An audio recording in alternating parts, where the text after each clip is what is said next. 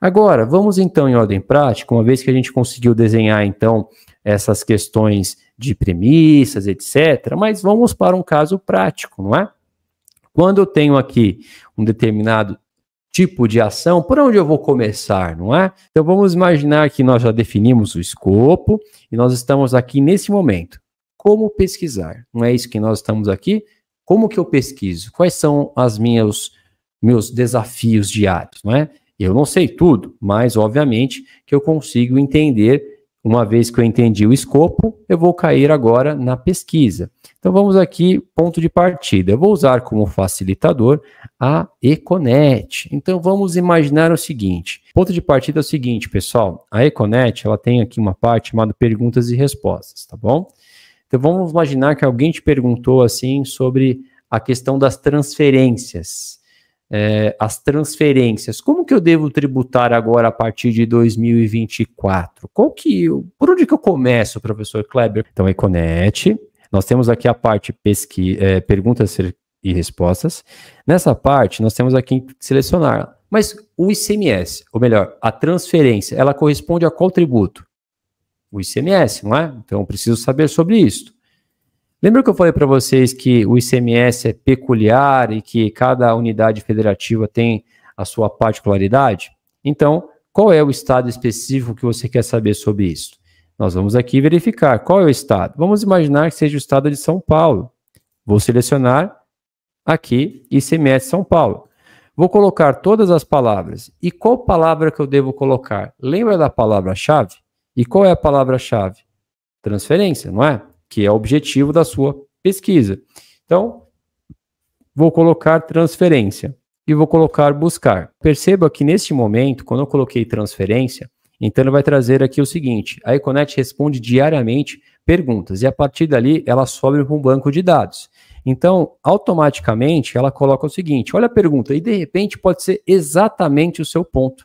E aqui diz, a transferência de gado bovino de fazenda em São Paulo, com destino a outro do mesmo dono, em outra unidade de federação, possui a incidência de ICMS? E aí ele começa aqui a falar sobre esses pontos, e aqui abaixo coloca qual é a fundamentação legal. Será que é o seu caso concreto? Vamos ver mais um caso aqui, de forma um pouco mais genérica. Talvez esse aqui, ele acaba sendo bem interessante. Olha só, haverá tributação de remessa interestadual de mercadoria nos estabelecimentos do mesmo titular? Será que não é a sua mesma pergunta? E aqui ele diz, não, haverá a transferência de ICMS débito pelo remetente como crédito ao destinatário. Então, o que ele quer dizer aqui? Ele traz a fundamentação legal, veja, não é uma opinião da Econet, é uma tradução que foi feita especificamente na cláusula 2ª, convênio 178 de 2023. E a partir daqui a gente começa a descer e observar o comportamento de cada momento. Então, se você, de repente, como eu falei para Marcelo, destacar como tratar um assunto, eu falei estado de São Paulo, mas eu poderia ter a mesma dúvida, por exemplo, no Rio de Janeiro, que aqui aparece. Então, eu vou clicar em pesquisar. E a partir daqui, eu venho descendo a fim de identificar, por exemplo, aqui nesse ponto. Veja só. Aqui diz, poderá ser realizada a transferência de crédito acumulado em operação interestadual? E ele vem falando e traz os argumentos relacionados ao estado em questão. E a partir deste momento, a gente começa a ter o início da nossa pesquisa, porque nós podemos consultar o que a Econet colocou aqui. Então, esse é um ponto para nós começarmos a entender o que foi perguntado. Então, aqui, pessoal, você já ganha um grande ponto, uma grande velocidade, e eu coloquei ICMS, mas isso serve para qualquer outro tributo. É só você selecionar e você vai ter acesso a estes dados. Então, esse é um ponto. A regulamentação do convênio 178 de 2023, por cada uma das unidades federativas, como vocês buscam direto no site do Estado ou na IOB e também na Econet. Bom, Neste momento, eu busco como facilitador, Cláudia, pela Econet. A Econet, ela me direciona qual é a fundamentação legal que está regulamentando aquele fato. Portanto, a partir do momento que eu tenho um facilitador, eu tenho um texto legal. E, obviamente, depois disso, tendo já a legislação, eu checo se de fato ela é verídica. É lógico, por mais que a Econet ela é um facilitador, eu vou checar se efetivamente dentro do próprio Estado existe essa legislação. Então, isso é uma questão só de facilitar, digamos ali, ou encurtar o entendimento. Então, essas ferramentas, seja IOB, seja Econet, ela só nos traz a fundamentação legal e a partir dali eu posso consultar no Google, eu posso consultar se realmente existe aquela legislação. Olha, sendo bem honesto, é muito improvável que a Econet ou a IOB traga uma legislação inexistente. Então, acho, mas de toda forma, óbvio que a gente checa a informação para checagem se de fato isso não mudou, ou se de fato representa a mesma condição. E leve em consideração também, especificamente aqui na Econet, nessas perguntas e respostas, eles colocam a data. Então, por exemplo, ela coloca a data da resposta. Portanto, pode acontecer que tenha uma resposta mais antiga, por esse motivo que eles colocam, então, digamos ali, essa origem, para que você possa entender quando que foi o tempo respondido sobre aquele caso da oportunidade. Em frente, então, nós temos aqui outro caminho, que é colocado na parte aqui de comissão consultiva e decisões. Aqui eu vou mergulhar um pouquinho mais nas pesquisas. Então vamos aqui fazer o seguinte, mesmo caso, vamos chamar aqui a transferência, que é o caso que está em voga, tá bom? Nesse momento tem a opção chamada consultas, ou soluções de consulta. A Econet, ela tem então o seguinte, ela pluga dentro da Cefaz de cada unidade federativa e tem aqui as bandeirinhas. Então eu quero saber, por exemplo, como que São Paulo, depois eu checo com outro estado, para não só apenas seguir como São Paulo, é só um exemplo. Como que São Paulo está observando a figura das transferências? Ele já se posicionou? Ele já apresentou alguma resposta à consulta sobre isso? Então eu venho aqui e ponho São Paulo.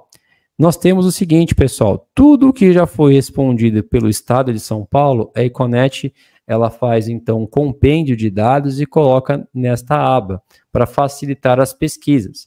Então, por exemplo, eu vou colocar aqui o quê? Palavra-chave. Sempre a palavra-chave que vai definir. Então, eu vou colocar aqui de novo transferência. E a partir daqui, eu vou buscar.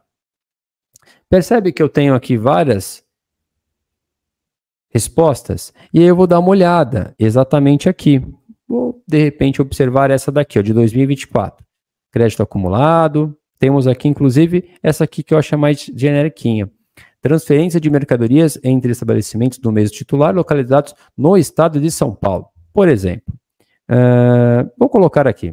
Quando você clica, automaticamente ele vai mencionar, então, o entendimento. E sempre na ementa é legal, porque a partir daqui ele traz para nós um resumo para tentar entender o que foi falado. Então, aqui é a decisão, o posicionamento do Estado.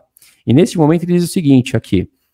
Na transferência de mercadorias entre estabelecimentos do mesmo titular, deve ser emitido o documento fiscal, no caso a NFE, discriminando todos os itens NCM, unidade de medida, valor unitário, o valor total, a utilização da CFAP, aqui mencionada. Nessa nota fiscal, não haverá incidência de ICMS. E aqui embaixo ele diz o ponto. Estando ambos os estabelecimentos situados no estado de São Paulo, seu titular pode optar, veja, pode optar pela transferência de créditos do imposto correspondente às mercadorias transferidas, utilizando-se para tanto os procedimentos transcritos ou descritos no convênio ICMS 178 de 2023. Portanto, observe que aqui nesse momento você pode observar o seguinte, então São Paulo está colocando um argumento de que é optativo ele transferir esse crédito na transferência, é exatamente isto. Então São Paulo deu essa possibilidade. E aqui é interessante, pessoal, porque aqui é o relato de quem fez a pergunta e sempre vai ter essa parte chamada interpretação. E aqui embaixo ele vai demonstrar como que ele chegou nessa conclusão. Como chegou nessa conclusão? ele passa passo a passo, mas aqui em cima, em 2 linhas, ele resume o que foi a decisão dele. Então, isso é muito importante. Nós sabemos que existe quem decide, e quem decide, nesse caso específico do Estado, é quem é a Secretaria de Fazenda.